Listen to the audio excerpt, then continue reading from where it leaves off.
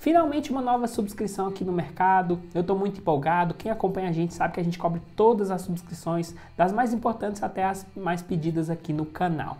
E assim, o mercado estava bem parado, o mercado estava com muito medo, né, o mercado de fundos imobiliários, por causa da tributação de dividendos. Só que acabou que algumas semanas depois, aquele dia 25 de junho, que o mercado caiu bastante e que o medo da tributação de 15% sobre os dividendos iam ser cobrados já em 2022, a gente teve uma reviravolta e o Arthur Lira ali junto com o Paulo Guedes mudou um pouco e parece que a gente vai ter uma isenção. Nada oficial, a gente precisa ser racional e não muito emocional. Mas de qualquer jeito, o mercado já reagiu, já voltou aos patamares até maiores do que aquele dia 25, até pré-dia 25 de junho, e eu acho que a gente vai ter ali um reaquecimento de todo esse mercado de fundos imobiliários e as emissões voltando a todo vapor. E o primeiro que a gente vai falar aqui, IRDM11 já confirmou várias das datas, e aí eu fiz uma análise muito grande, realmente passei alguns dias estudando o IRDM11, já sabia que ia ter essa emissão, e vou tentar passar aqui o melhor vídeo para vocês. Eu vou falar de características do fundo, uma análise completa, algumas comparações com outros fundos que você não vai ver aí pelo YouTube, e claro, características da emissão, números importantes da emissão, e no final, se vale ou não a pena entrar nessa emissão do IRDM11. E eu já vou passando a principal mensagem desse vídeo aqui para vocês antes da vinheta. Para mim, dentre todos os fundos imobiliários, principalmente de papel, para mim o IRDM11 é o que tem a maior estratégia clara, com uma execução consistente entre todos os fundos imobiliários. Eu não estou falando que ele é o melhor fundo imobiliário, eu não estou recomendando qualquer tipo de compra, mas para mim ele é o mais claro, até porque em todo o relatório ele faz questão de botar essa print aqui que eu vou mostrar para vocês. Eles falam aqui da estratégia e da gestão do IRDM11 e eles são muito claros nessas 4 pilares que eles vão atuar o tempo todo e eles estão atuando nos últimos 3 anos muito fortemente. Eles falam aqui no foco em operações estruturadas, né, que realmente é você analisar ali a questão dos CRIs, você fazer toda uma análise de crédito, ter uma equipe boa por trás, conseguir fechar com esses CRIs e ter um objetivo de rentabilidade ali, pelo menos de 7% acima do IPCA, o que é muito bom. Além disso, ofertas 476, que é o foco desse vídeo aqui, realmente priorizando a base de cotistas, oportunidades de ganho no mercado secundário, fazendo um giro de carteira, tendo uma gestão ativa e uma alocação tática em fundos imobiliários, em outros fundos imobiliários. Hoje a gente tem 31,77% do portfólio do IRDM11 em outros fundos imobiliários. Então assim, quando você alia isso tudo e você consegue ver que o fundo imobiliário faz exatamente o que ele propõe com muita consistência, isso fica muito claro. Quando a gente analisa só rapidamente um gráfico do patrimônio líquido, que eu vou colocar aqui para vocês, vocês conseguem ver o tanto que o fundo imobiliário cresceu por causa dessas ofertas, dessas emissões e da qualidade dos CRIs e da diversificação do portfólio.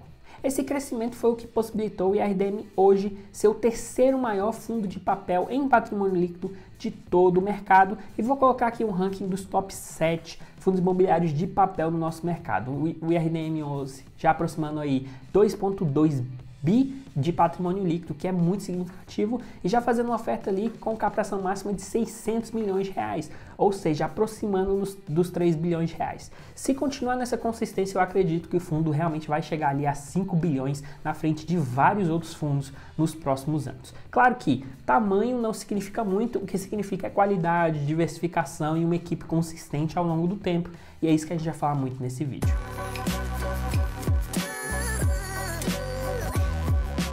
Então são 3 principais pontos que eu quero falar aqui. Tem muita coisa que a gente pode falar, mas esses 3 pontos já realmente cobrem tudo que a gente precisa analisar para valer ou não a pena entrar em uma emissão aqui, no caso do IRDM11. Primeiro ponto é a diversificação.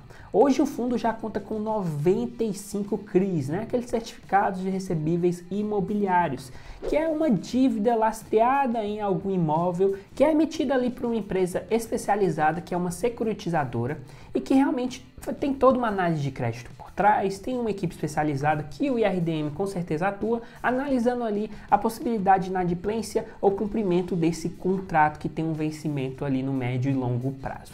Então, esse lastreado em dívida, a gente precisa analisar várias coisas, não só a quantidade, nesse caso 95 aqui, mas um pouco da análise de risco. Só que é muito difícil em 95 CRIs, e com certeza agora com uma nova emissão isso vai passar do 100, vai passar bastante do 100, a gente não consegue analisar cada uma delas. Então a gente precisa analisar vários números. Eu acredito ali, daqui 2, 3 anos, vários fundos de papel vão passar dessa barreira de 100 CRIs, acho que vai ser uma meta.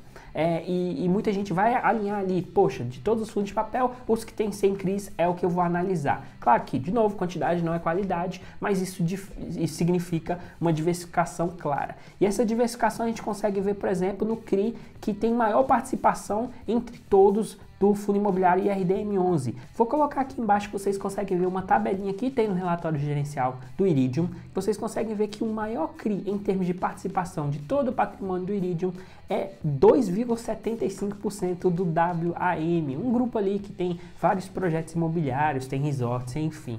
Então você tem uma carteira até pulverizada em vários CRIs que a gestora julga que tem uma grande qualidade creditícia e que não vai ocorrer inadimplência e vai conseguir cumprir com a rentabilidade. Isso é muito importante a gente analisar. E tem vários números importantes para a gente analisar. E de todo esse portfólio, a gente consegue ver aqui, vou colocar um gráfico na tela, que 31,13% da distribuição por indexador do fundo é em PCA. Só que por essa natureza aí, menos de 1%, a gente vê um fundo imobiliário bem híbrido, né? Quase 31% de fundo imobiliário, 13,54% em CDI+, a gente vê um pouquinho de GPM, GPDI, então realmente é um fundo muito híbrido até nos indexadores.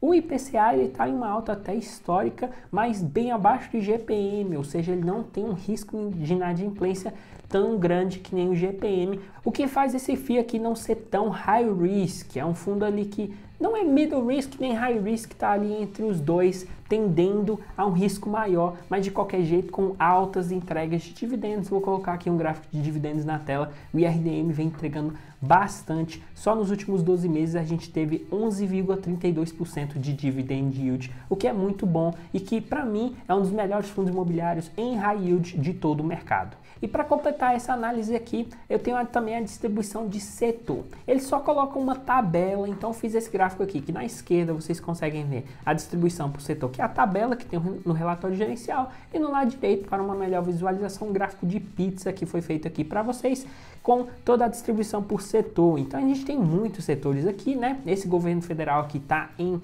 renda fixa, tá? Então é o que é o caixa do fundo ainda. Então a gente tem energia, logística, agro, a gente tem shopping, aviação, hotéis e educação, que no ciclo pós-pandêmico deve valorizar. A gente tem, claro, todo o mercado de real estate, que é o mercado imobiliário. Então tem vários setores aí e, de novo, isso mostra a diversificação e um portfólio muito sólido. Então, com um portfólio muito sólido, a gente precisa continuar crescendo isso e tendo uma visão clara de consistência e crescimento. E é isso que o fundo faz.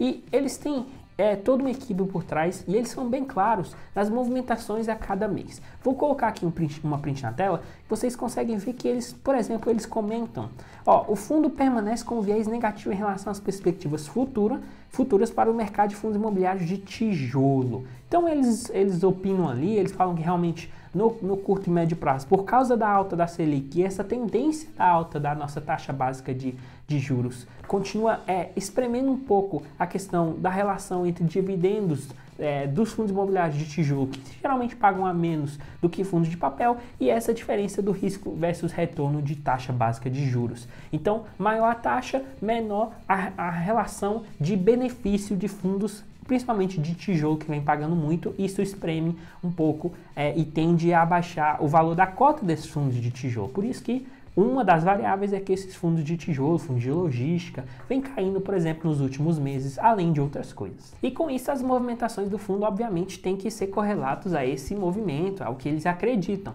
E aqui, outra print na tela bem importante das movimentações. Por exemplo, da carteira de FIIs, a gente consegue ver, e eu destaquei em verde, vários fundos imobiliários de papel com essa questão de que eles acreditam no curto e médio prazo. Tem DEVA 11, tem HCTR 11, tem até RZTR 11, que é um fundo agro, mas não é exatamente um fundo de tijolo, né? Um fundo de terra, Vai ter vídeo aqui completo no canal falando de RZTR, tem fundo de desenvolvimento, que é o TEGAR, então tem muita coisa aqui que foge mais dessa lógica de fundo de tijolo e, evidentemente, os CRIs emitindo aí por bons ativos como o WAM, praias, como o Gafisa, enfim, vários CRIs que eles continuam adicionando no portfólio. Então, com essa questão, você consegue ver as movimentações, eles são muito claros. E por último, talvez o grande driver do crescimento do fundo imobiliário, que tem muita consistência, qualidade, isso tudo eu já falei bastante, é a questão das emissões. Em tão pouco tempo, já é a 10ª emissão do IRDM11. Eles fizeram ali o seu IPO em uma outra emissão em 2018, 3 emissões em 2019, 3 emissões em 2020 e mesmo com o mercado bem conturbado aqui em 2021, já é a 2ª emissão do IRDM11. Isso tem alguns fatores. Primeiro, que eles priorizam a base de cotistas. Segundo, como eles priorizam muito, muita gente tende a entrar para aproveitar essas emissões e abaixar o preço médio. Hoje, por exemplo, o fundo está sendo cotado a R$ 127,04 e o valor da emissão final ali que você vai pagar é R$ 101,41, ou seja, a gente está falando de R$ 27 de diferença. E esses R$ 27, essa diferença, você abaixa o seu preço médio, você faz flipagem ou arbitragem caso você queira, você realmente faz vários movimentos, ou você simplesmente investe para longo prazo, que nem eu, e você vai comprando e aproveitando essas emissões. Com isso, o fundo vai crescendo, seu patrimônio líquido, vai aumentando seu portfólio e vai virando uma bola de neve positiva. Isso resulta em emissões altamente positivas, com captações ali de 100% ou bem próximas a isso, com a captação realmente sendo um sucesso completo para o fundo. Então, para essa nova emissão, eu tenho uma expectativa de novo muito positiva em termos de captação.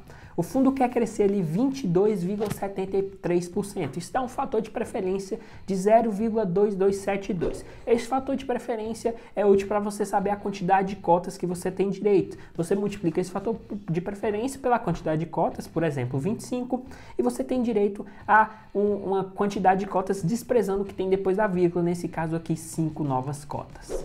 Esse montante total, então, já com o lote adicional, ficou em R$ 608 milhões e a captação mínima R$ 10 milhões.